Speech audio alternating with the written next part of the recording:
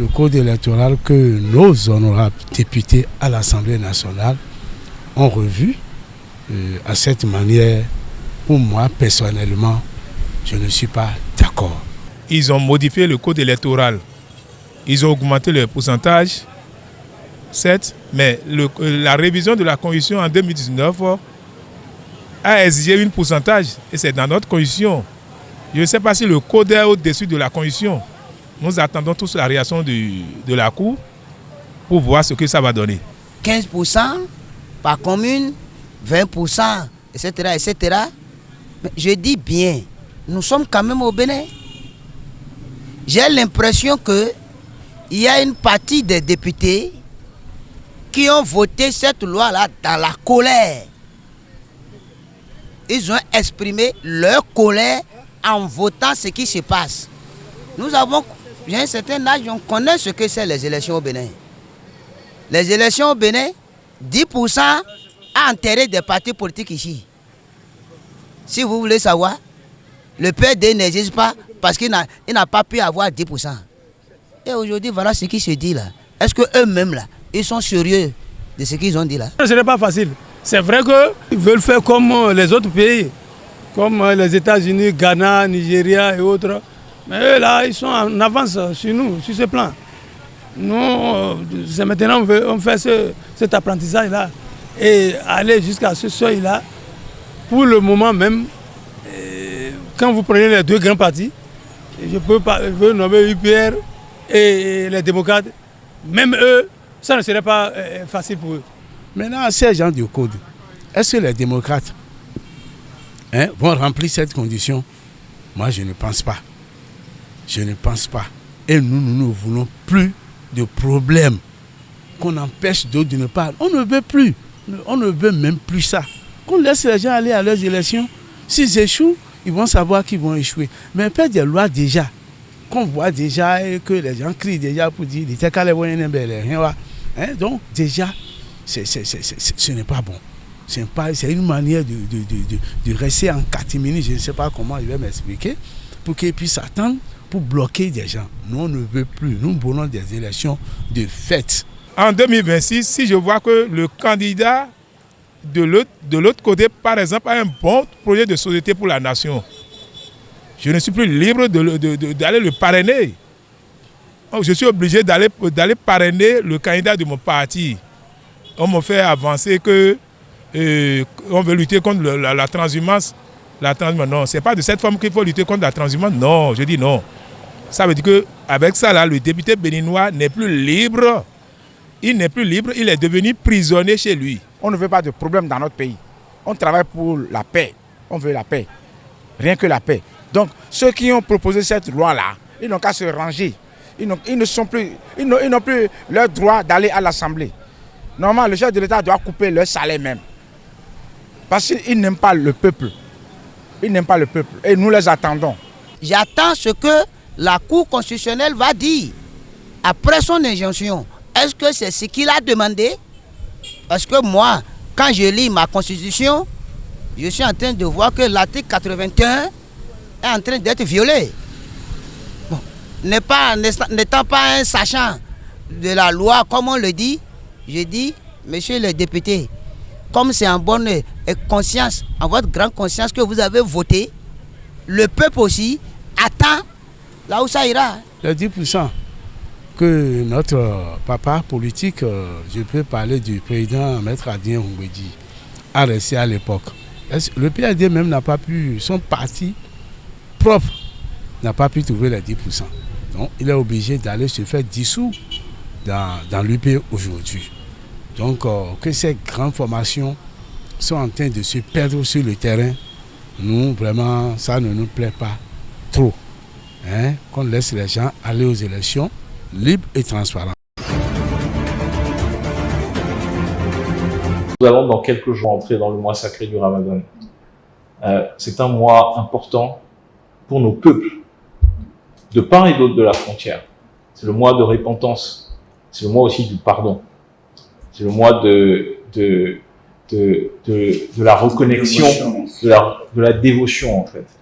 Et moi, mon appel, c'est vraiment que pendant ce mois, nous puissions profiter de ce mois pour rebâtir, retisser les liens et faire en sorte que ce qui ne peut pas être coupé puisse être renforcé.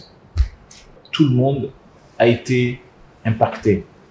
Tout le monde a été impacté de quelque manière que ce soit d'un point de vue économique, que ce soit d'un point de vue social. Il y a des gens, moi j'ai des amis qui ont leur famille qui est de l'autre côté de la frontière. Il y a des gens où c'est le père qui est nigérien, la mère qui est béninoise, où les deux sont... Donc tout le monde a été impacté d'une manière ou d'une autre. Je pense que le plus important pour nous aujourd'hui, c'est de dire comment est-ce que nous faisons pour que, après cette décision essentielle, importante, prise par les chefs d'État, que nous avons souhaité, que le président Talon a porté, il l'a annoncé publiquement, avant même le sommet des chefs d'État, et il a œuvré pour cela. Comment est-ce que nous faisons pour que, maintenant que les frontières sont ouvertes, maintenant que les sanctions sont levées, comment est-ce que nous faisons pour construire l'avenir? Je suis venu acheter de l'orange. Le lot de 40 est à 2700, voire 3000 francs. On ne sait plus comment acheter les fruits. Tout est cher dans le marché. Auparavant, c'était à 800 francs. On prenait les oranges. Tout est cher aujourd'hui. Avant, s'il y avait la moisson, nous vendons le panier à 1500 francs, voire 1000 francs. Mais aujourd'hui, les paniers sont à 2000 francs, voire 2500 francs. Non,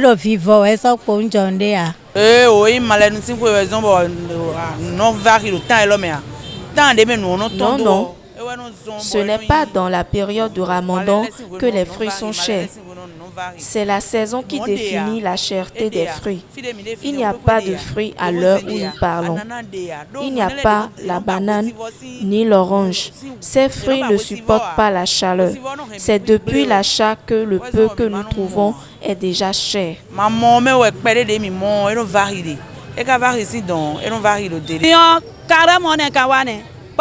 Les fruits sont déjà chers avant le carême des musulmans. Il n'y a pas de fruits s'il n'y a pas de pluie. Il n'y a pas de bananes et d'oranges. Tout est cher dans le marché. La pastèque vient du Nigeria, par exemple. On n'en trouve pas chez nous au Bénin. À la saison pluvieuse, les prix sont favorables pour nous.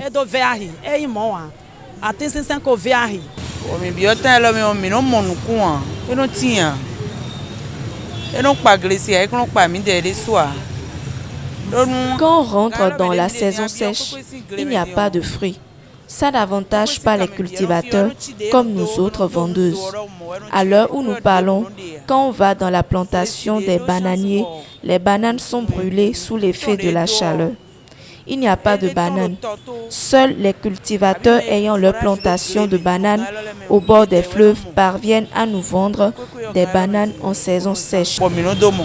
Mais c'est quoi ton million n'habillé mon beau zédo glémé mais ben million à ton mon dos glémé bolo et puis j'avais nous ça n'angbe prévé ou n'y pas gléni non c'est gantalo mimbo do clésile. J'interpelle les autorités à venir au secours des cultivateurs et à nous aussi car nous avons beaucoup de dettes.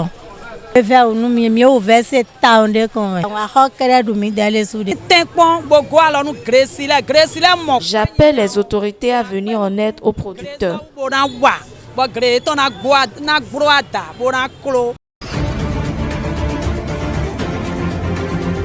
L'examen du brevet d'études du premier cycle BEPC change de format au Bénin. Des innovations introduites entrent en vigueur lors de la session de 24 de cet examen scolaire. Elles mettent fin au choix de série entre le modèle lent et le modèle court pour les candidats. BEPC uniforme, c'est par rapport à une situation, ce n'était pas uniforme.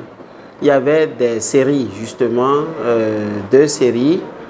La série moderne lent que nous appelons ML et la série moderne court que nous appelons MC. Et chaque série a sa particularité. Les enfants, beaucoup d'enfants croyaient qu'il était facile d'aller en série ML. Il était facile d'obtenir de bonnes notes en espagnol ou en allemand. Et ils abondaient dans cette série-là. J'avoue, et tous les enseignants seront d'accord avec moi, aux différents examens, c'est eux qui nous donnent du fil à retordre. Ils ne travaillent pas. Ils ne travaillent pas. Et on avait les bons résultats plutôt en MC, parce que la rigueur mathématique les obligeait à travailler dans toutes les matières. Pas plus tard que l'année dernière, nous avons vécu la même chose. Alors, c'est pourquoi je salue les changements, enfin le BPC uniforme dont vous parlez, je salue beaucoup cela. Et il y a maintenant une obligation qui est faite à tous les candidats de composer en PCT. Ils vont tous composer en langue. Donc, ce n'est plus à négliger. Ils composeront tous en PCT, physique, chimie, technologie. Et composeront tous en langue. Vous voyez, plus rien n'est négligé, je veux dire. Et voilà, tout est mis sur les mêmes pieds d'égalité. Plus rien à négliger. C'est ça le BPC uniforme. À partir de cette année, cette liberté de choix laisse place à l'obligation de subir les épreuves de toutes les matières. Aujourd'hui, le monde devient beaucoup plus scientifique, voyez-vous. Et ce n'est pas bien que les enfants, sous prétexte qu'il est facile d'avoir une bonne note en espagnol ou en allemand, abandonnent la science. Ce n'est pas bien. Pour leur propre bien-être, ce n'est pas bon. Moi, je salue la mesure et qu'ils reviennent bien sûr à la science tout en évoluant avec les langues. On ne les a pas déchargés. Et ce n'est pas un surplus, enfin un plus de charge qu'on leur donne. C'est bien pour leur formation, moi je trouve. Donc il n'y a pas de surcharge pour les enfants. Je trouve que c'est bien équilibré. Ok. Oui. À l'endroit des parents et de ces élèves-là. Oui, je voudrais demander d'abord aux élèves de ne pas concevoir cela comme une charge, un travail de plus. Il faut, vous voyez, quand une matière est programmée, vous êtes en langue, mais on vous programme la science. Vous êtes en science, on vous programme les langues. Il faut savoir que ce n'est pas du hasard, c'est parce qu'on en a besoin. C'est utile pour leur formation, c'est utile pour la vie. Voyez-vous? Et donc, il faut qu'ils conçoivent la chose comme cela et embrasser cela très vite et travailler pour. Parce qu'il y avait des enfants qui s'absentaient carrément parce qu'ils ont fait l'option des langues et ils s'absentent au cours de PCT, ce qui n'est pas bon. L'inverse aussi, un spécialiste en PCT s'absente au cours de langue, ce n'est pas bon non plus. Qu'ils sachent que les deux, et d'ailleurs, à ma connaissance, hein, si je ne me trompe pas, ce sont les mêmes coefficients. Je crois. Chaque matière est coefficient 2, à coefficient 2. Donc, ils ont l'obligation. Si tu abandonnes l'autre côté, ça va te peser dessus. Alors, je les invite, ces élèves-là, à embrasser dès maintenant ces matières comme une obligation pour eux, si à donner. D'ailleurs, on a commencé depuis le début de l'année, ils ont des professeurs de PCT partout et des professeurs de langue partout. Donc, ils doivent s'apprêter pour briller dans toutes ces matières à l'examen et ce sera bon pour eux demain.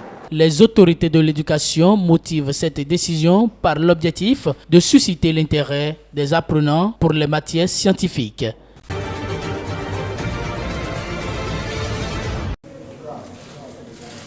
Le président rwandais Paul Kagame a accepté de rencontrer son homologue de la République démocratique du Congo, Félix Tshisekedi, au sujet de la crise dans l'est de la République démocratique du Congo. Cet accord intervient à l'issue d'une réunion organisée à Luanda, en Angola, entre M. Kagame et le président angolais João Lourenço, médiateur de l'Union africaine dans la crise en RDC. Le ministre angolais des Affaires étrangères, Tete Antonio, a déclaré que le Rwanda et la République démocratique du Congo avaient tous deux accepté de tenir la réunion, les délégations ministérielles des deux parties travaillant à l'élaboration du plan. Le voyage du président Kagame en Angola fait suite à une visite similaire de M. Tshisekedi à Luanda le mois dernier, au cours de laquelle il avait été annoncé que le dirigeant de la RDC avait accepté de rencontrer son homologue rwandais. Seule condition du côté congolais, le président Tshisekedi a exigé le retrait des troupes rwandaises du territoire congolais avant de rencontrer le président Kagame.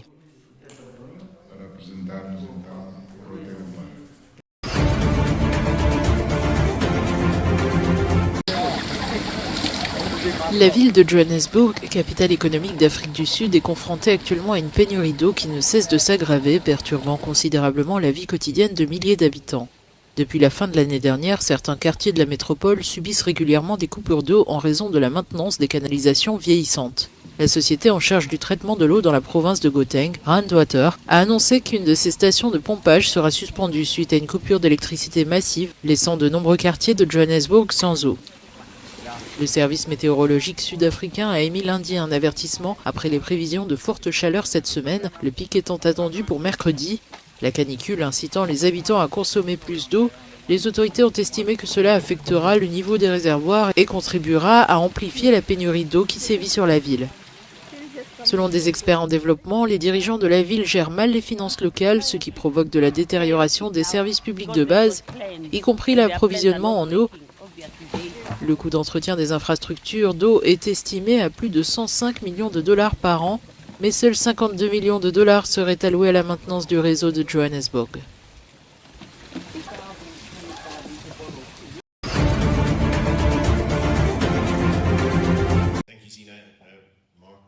La Fédération sud-africaine de rugby à 15 a tenu un point presse au Cap mardi pour présenter les nouveaux entraîneurs de l'équipe des Springboks pour les 4 prochaines années. Merci de nous avoir soutenus. Il y a eu des moments difficiles l'année dernière lors de la Coupe du Monde, lorsque les médias et les supporters se sont retournés contre nous en nous indiquant comment il fallait faire. Mais ils ont fini par faire confiance à la sélection de l'équipe et à ses divisions. Alors oui, nous sommes maintenant sur une nouvelle voie. Nous avons perdu 2 de nos entraîneurs, mais ils ont eu de nouvelles opportunités, ce qui ne veut pas dire qu'ils ne pourront pas revenir avec nous à l'avenir. Ensuite, nous avons recruté de nouveaux joueurs que je connais très bien.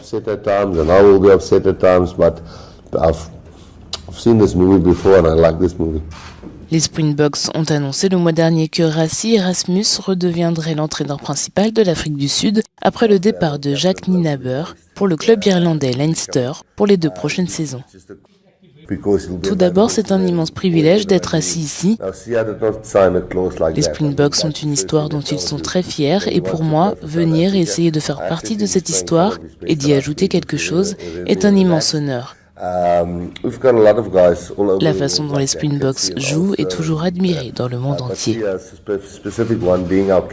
Erasmus a été l'entraîneur principal de l'Afrique du Sud lors de sa victoire à la Coupe du Monde 2019. Il était directeur du rugby lorsque les Springboks ont défendu avec succès leur titre en France en octobre dernier.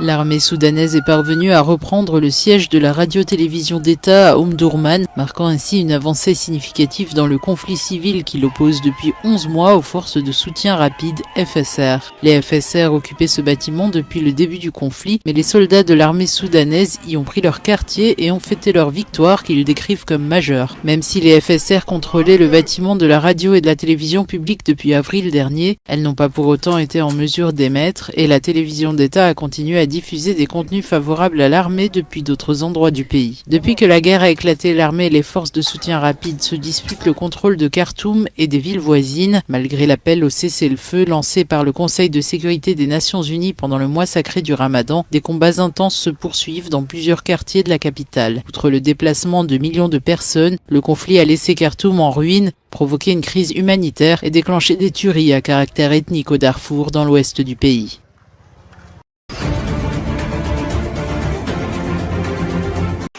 Serait confié au lapin parce que lui seul le connaissait mieux et il a eu le temps de la côtoyer. Donc la femme, il devait revenir au lapin. On applaudit donc pour le lapin.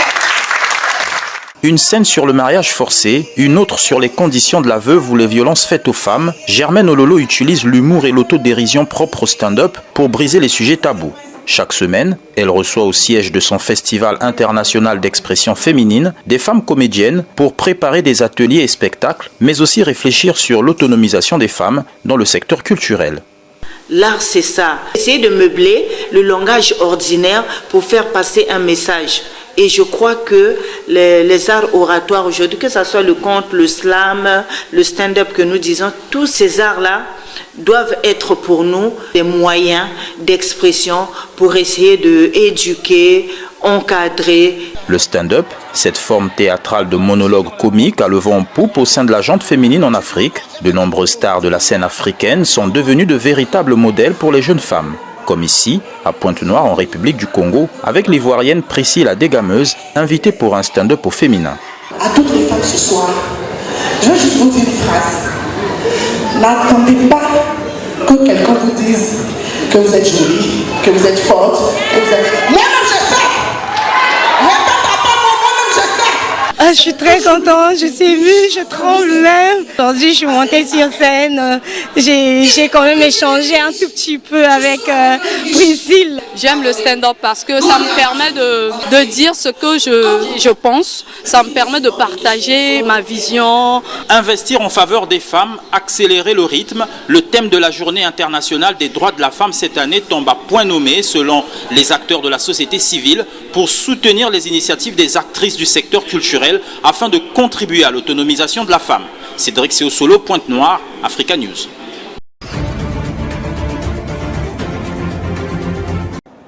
Le Premier ministre haïtien Ariel Henry a démissionné. S'exprimant depuis Porto Rico, l'ex-premier ministre est empêché de rentrer à Port-au-Prince depuis début mars. Le pays en proie des violences ne possède aujourd'hui ni président, ni parlement, ni Premier ministre. Dans la foulée de cette décision, un conseil présidentiel de transition va être créé et un Premier ministre par intérim devrait être nommé prochainement.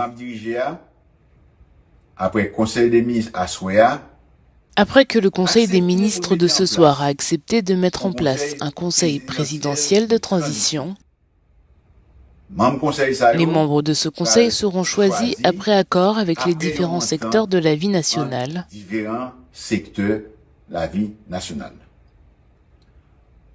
Le gouvernement que je dirige se retirera immédiatement après la mise en place de ce conseil. Les dirigeants du bloc commercial des Caraïbes CARICOM se sont réunis lundi en Jamaïque en présence de représentants des Nations Unies dont la France et les États-Unis. L'objectif de cette réunion urgente était de discuter des moyens de mettre fin à la spirale de la violence en Haïti où des bandes criminelles ont envahi 80 à 90% de la capitale.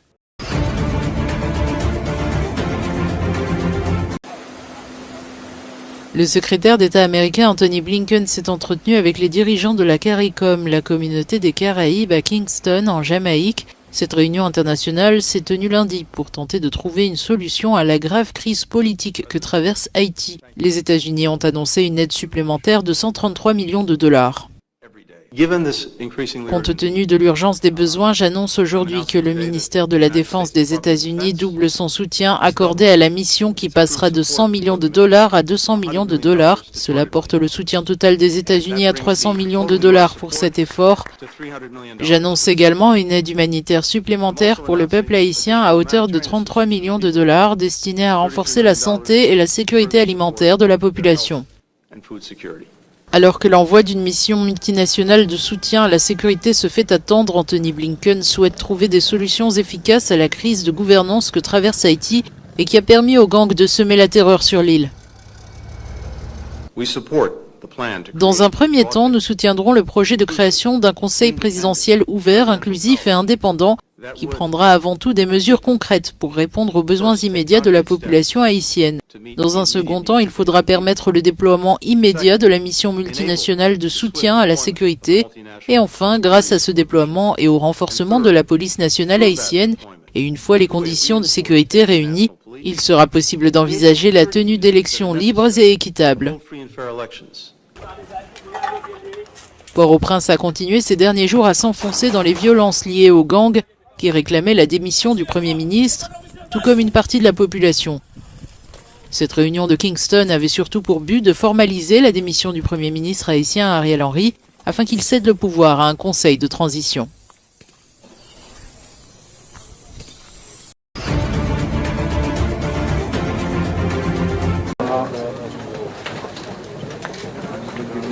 Le président brésilien Luiz Inácio Lula a défendu l'idée que l'ancien footballeur Robinho purge au Brésil la peine qui lui a été infligée en Italie pour le viol d'une jeune femme albanaise.